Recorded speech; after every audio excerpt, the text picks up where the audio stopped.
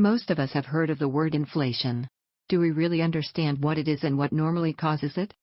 Inflation is a constant increase in the overall price of goods. If today you buy 100 loaves of bread with $100, one bread being $1, and the next year the price of bread increased to $1.1, you'll only buy 90 loaves of bread. So, even if you think that next year you'll have the same amount of money, $100, in reality, the value of that money has significantly decreased. Let's better explain what inflation is through a story. In the fair lands of Babylon, there lived a shoemaker named John. A local supplier provided him with the necessary skins. He had 10 apprentices who worked under him diligently, for 10 dinars each per month. They took in his knowledge, and together, they made shoes that were an instant success in the market. The local Babylonians loved his handiwork and the high quality of his shoes, and consequently, the demand for the shoes rose.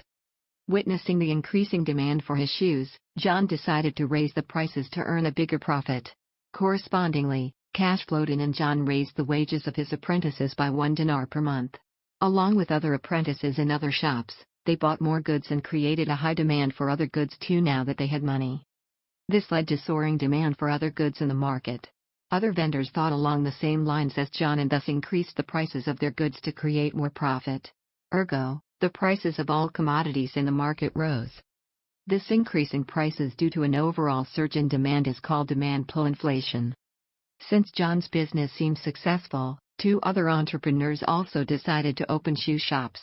To compete with him, they came with different and more efficient ways to make even better quality shoes. The only problem is that all 3 shoemakers only had one skin supplier.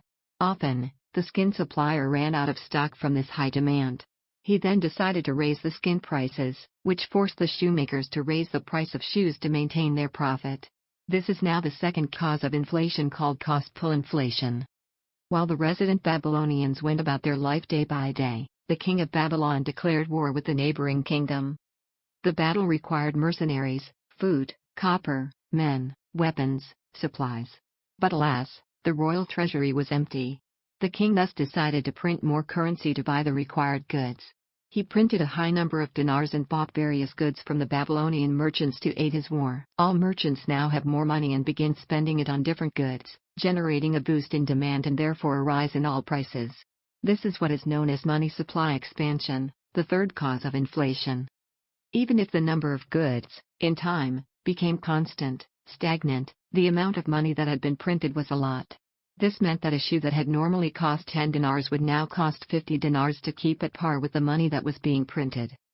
Due to this, the value of currency went down. Some time ago, 50 dinars could have bought a horse, but now, it could only be equated to a pair of shoes. Due to this, the economy of Babylon took a big hit. This drastic increase in the prices of commodities in the market is called hyperinflation. Over the years, people stopped spending money easily. They were hesitant to spend on goods and services. The demand for products plummeted. John's shoemaking business took a turn for the worse. To sell a large number of shoes that he was making every day, he had to lower the cost. This meant less profit. John couldn't afford to keep 10 workers anymore or pay their wages. He had to let 2 of them go.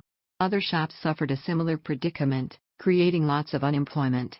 Others who saw their friends losing their jobs decided to spend less money, not wanting to go broke.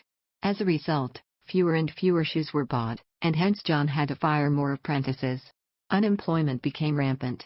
This further decreased the demand for goods, thus creating a vicious cycle. This decrease in price levels of commodities is called deflation. Some inflation is considered acceptable, and that's why the government and central bank are trying to control it at an ideal range instead of extinguishing it entirely. At a certain average, some inflation is necessary for economic growth, but once it passes a specific equilibrium point, it negatively affects consumers and the economy's growth. A good equilibrium point is considered in today's capitalist societies as having 2% annual inflation and 4% unemployment. In summary, inflation is the increase in prices of goods and services over time. Inflation lowers your purchasing power and raises the cost of living. Inflation is primarily caused by high demand, low supply as well as increased circulation of money.